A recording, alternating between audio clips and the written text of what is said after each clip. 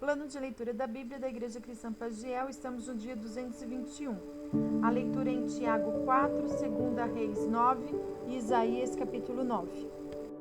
Tiago, capítulo 4. De onde vêm as guerras e contendas que há entre vocês? Não vêm das paixões que guerreiam dentro de vocês?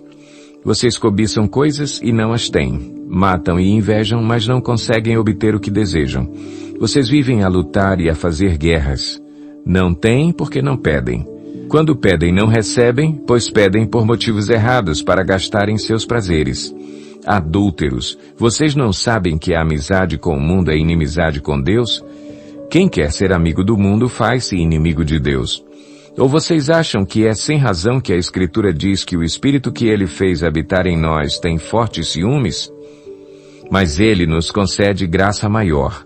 Por isso diz a Escritura: Deus se opõe aos orgulhosos, mas concede graça aos humildes. Portanto, submetam-se a Deus. Resistam ao diabo, e ele fugirá de vocês. Aproximem-se de Deus, e ele se aproximará de vocês.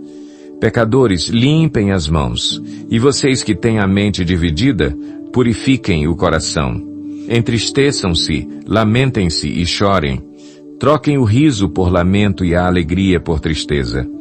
Humilhem-se diante do Senhor, e Ele os exaltará.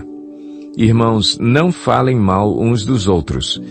Quem fala contra o seu irmão ou julga o seu irmão, fala contra a lei e a julga. Quando você julga a lei, não a está cumprindo, mas está se colocando como juiz. Há apenas um legislador e juiz, aquele que pode salvar e destruir. Mas quem é você para julgar o seu próximo? Ouçam agora vocês que dizem: hoje ou amanhã iremos para esta ou aquela cidade, passaremos um ano ali, faremos negócios e ganharemos dinheiro. Vocês nem sabem o que lhes acontecerá amanhã? Que é a sua vida? Vocês são como a neblina que aparece por um pouco de tempo e depois se dissipa. Ao invés disso, deveriam dizer: se o Senhor quiser, viveremos e faremos isto ou aquilo. Agora, porém, vocês se vangloriam das suas pretensões. Toda vanglória como essa é maligna. Pensem nisto, pois, quem sabe que deve fazer o bem e não o faz, comete pecado. Capítulo 9. Enquanto isso, o profeta Eliseu chamou um dos discípulos dos profetas e lhe disse: ponha a capa por dentro do cinto, pegue este frasco de óleo e vá a Ramote-Gileade. Quando lá chegar, procure Jeú, filho de Josafá e neto de Ninsi. Dirija-se a ele e leve-o para uma sala, longe dos seus companheiros. Depois, pegue o frasco, derrame o óleo sobre a cabeça dele e declare: assim diz o Senhor, eu o estou ungindo rei sobre Israel. Em seguida, abra a porta e fuja sem demora. Então o jovem profeta foi a Ramote-Gileade. Ao chegar, encontrou os comandantes do exército reunidos e disse: trago uma mensagem para ti, comandante. Para qual de nós? Perguntou Jeú. Ele respondeu: para ti, comandante. Jeú levantou-se e entrou na casa. Então o jovem profeta derramou o óleo na cabeça de Jeú e declarou-lhe: assim diz o Senhor, o Deus de Israel, eu o estou ungindo rei de Israel, o povo do Senhor. Você dará fim à família de Acabe, seu senhor, e assim eu vingarei o sangue de meus servos, os profetas, e o sangue de todos os servos do Senhor, derramado por Jezabel. Toda a família de Acabe perecerá. Eliminarei todos os de sexo masculino de sua família em Israel, seja escravo, seja livre. Tratarei a família de Acabe como tratei a de Jeroboão, filho de Nebate, e a de Baasa, filho de Aías. E Jezabel será devorada por cães num terreno em Jezreel, e ninguém a sepultará. Então ele abriu a porta e saiu correndo. Quando Jeú voltou para junto dos outros oficiais do rei, um deles lhe perguntou: está tudo bem? O que esse louco queria com você?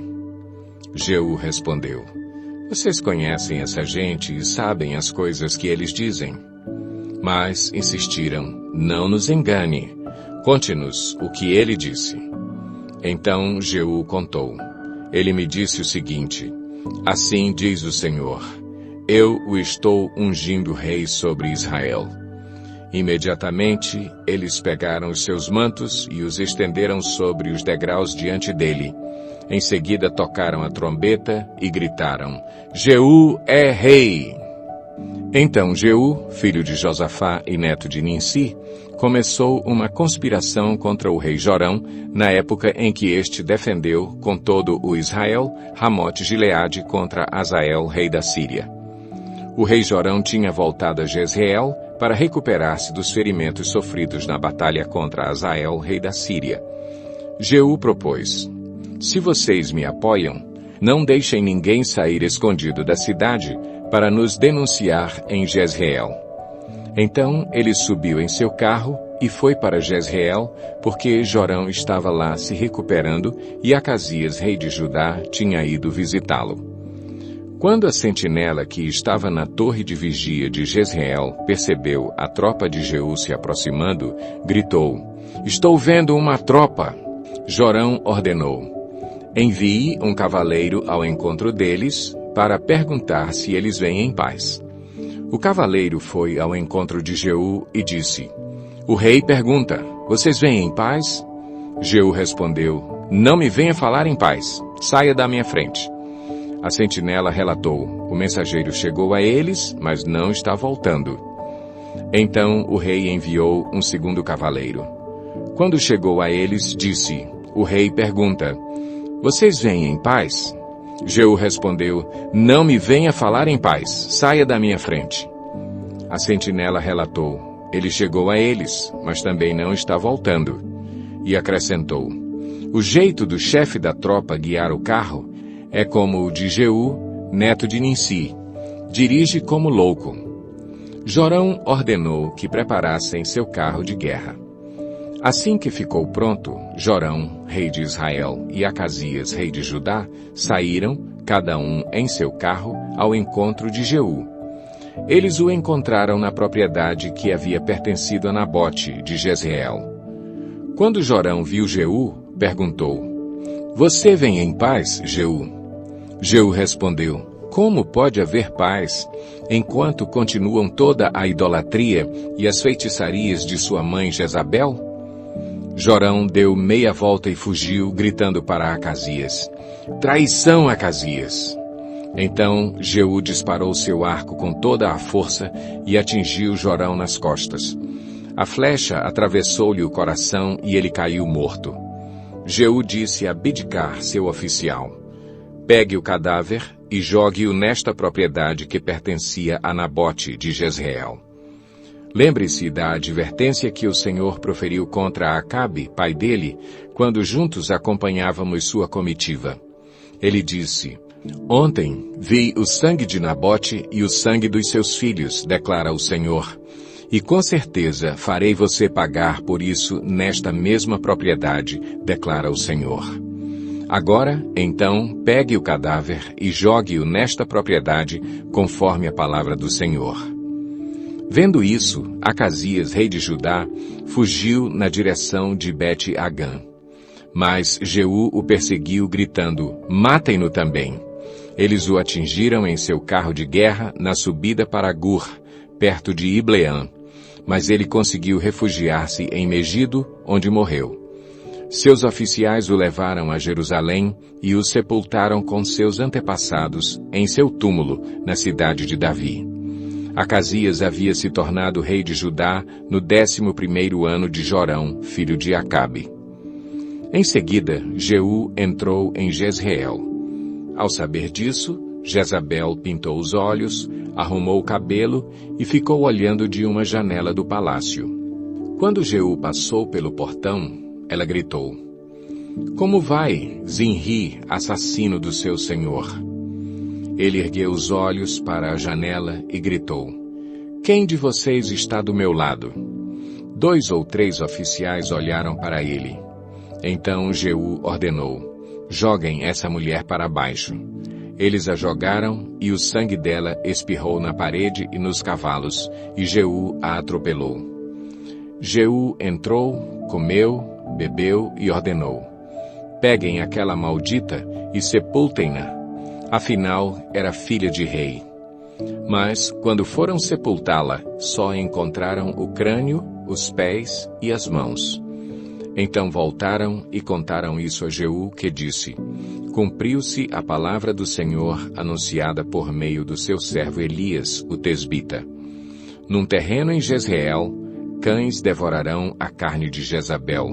Os seus restos mortais serão espalhados num terreno em Jezreel, como esterco no campo, de modo que ninguém será capaz de dizer: esta é Jezabel. Isaías 9.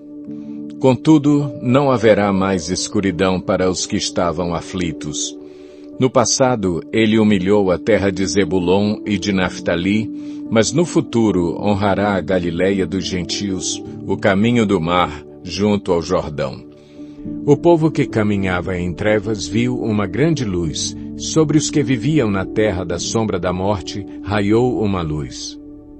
Fizeste crescer a nação e aumentaste a sua alegria. Eles se alegram diante de ti, como os que se regozijam na colheita, como os que exultam quando dividem os bens tomados na batalha. Pois tu destruíste o jugo que os oprimia, a canga que estava sobre os seus ombros e a vara de castigo do seu opressor, como no dia da derrota de Midian.